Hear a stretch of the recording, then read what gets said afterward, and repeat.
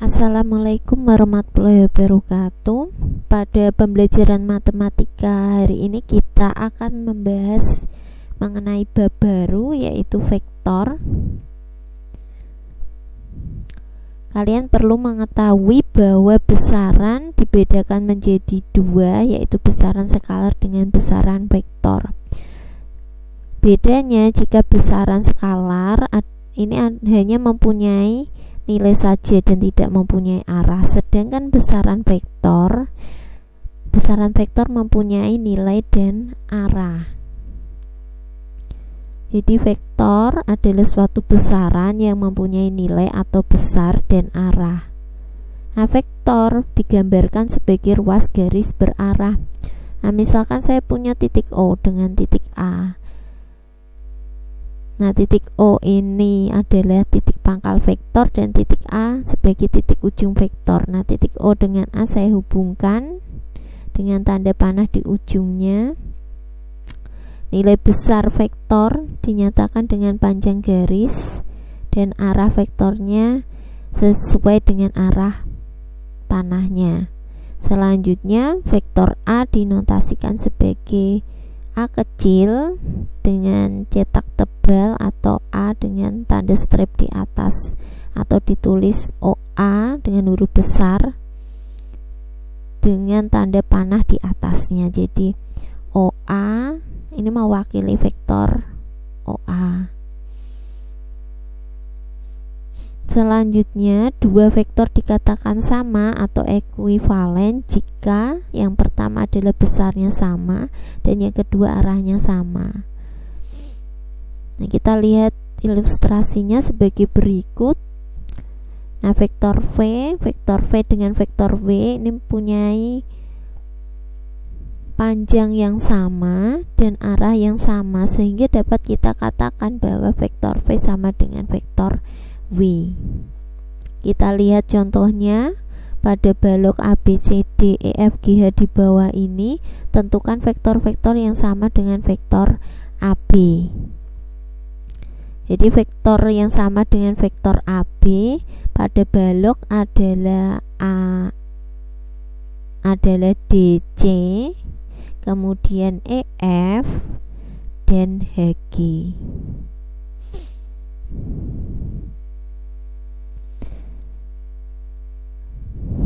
Selanjutnya kita akan belajar mengenai vektor di ruang dimensi 2. Di vektor di ruang 2 merupakan vektor yang terdiri dari dua komponen, yaitu X dan Y.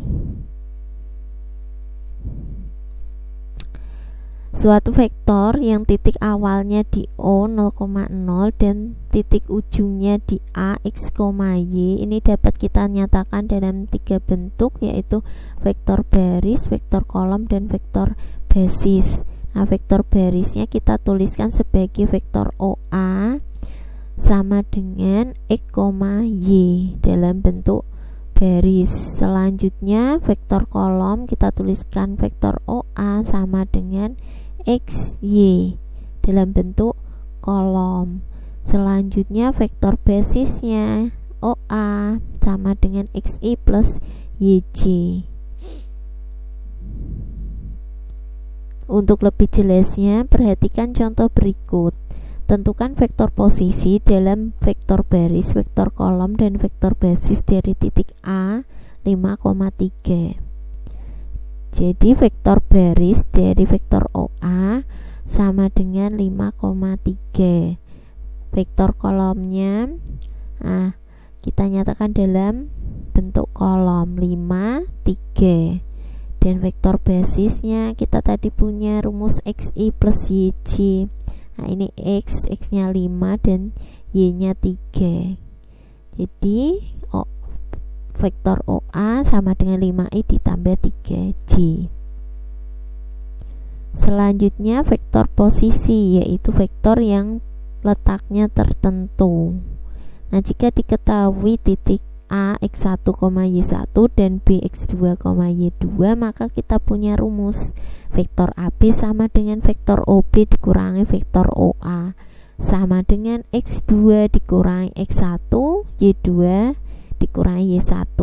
Nah, jadi yang huruf belakang ini AB berarti B dikurangi A. Kita lihat contohnya. Jika diketahui titik A 1,2 dan titik B 5,9, maka tentukan vektor AB.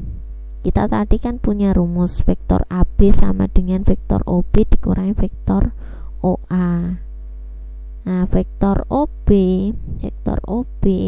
berarti X2 dikurangi X1, Y2 dikurangi Y1. X2 nya 5, X1 nya 1. Maka kita peroleh 5 dikurangi 1, hasilnya 4. Y2 dikurangi Y1, Y2 nya 9, Y1 nya 2. 9 dikurangi 2, 7.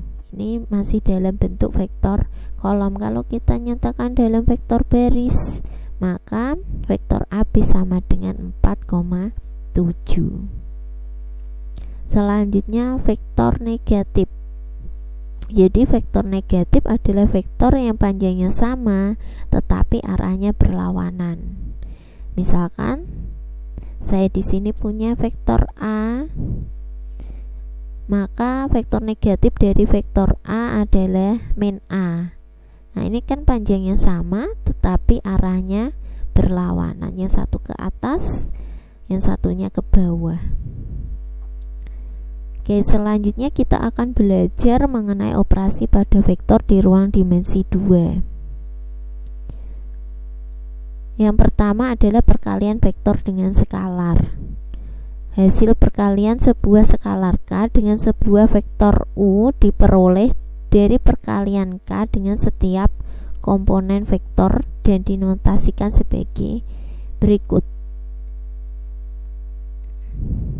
Untuk perkalian vektor dengan skalar, nah skalarnya K kita kalikan dengan vektor U, maka masing-masing elemen dari vektor U, yaitu U1 dengan U2, kita kalikan dengan K. Kita peroleh KU1, KU2. Nah, contohnya diketahui vektor A min 6, 3, hitunglah 2A. Nah, 2A sama dengan 2 dikali vektor A, yaitu min 6, 3.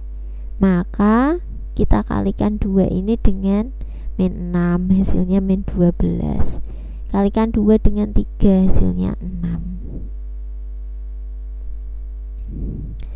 Oke, selanjutnya kita akan belajar mengenai penjumlahan vektor.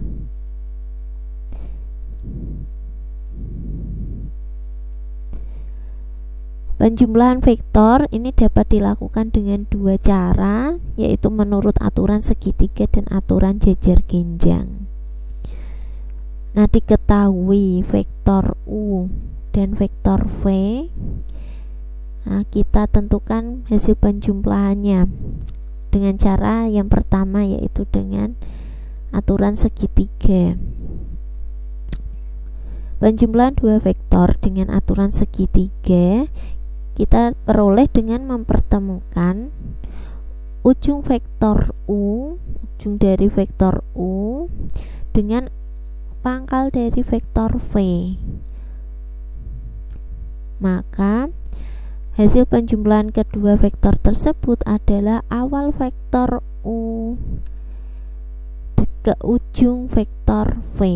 Jadi yang saya beri tanda warna merah, garis warna merah ini adalah hasil penjumlahan dari vektor U dengan vektor V dengan aturan segitiga. Sedangkan untuk aturan jejer genjang kita peroleh dengan mempertemukan kedua awal vektor, kedua pangkal vektor U dengan V. Ini kita pertemukan, kemudian membuat vektor kembarannya pada masing-masing ujung kedua vektor sehingga membentuk suatu jejer genjang. Kita pertemukan kedua awal vektor U dengan V. Selanjutnya di ujung vektor V kita buat vektor kembaran dari vektor U, yaitu vektor yang panjangnya dan arahnya sama dengan vektor U. Selanjutnya dari ujung vektor V dari ujung vektor U ini kita buat vektor yang panjangnya dan arahnya sama dengan vektor V. Nah, garis yang saya tandai dengan warna merah yaitu vektor W merupakan resultan dari vektor U dan vektor V. Nah, resultannya dimulai dari pertemuan titik awal kedua vektor dengan pertemuan ujung kedua vektor. Nah, ini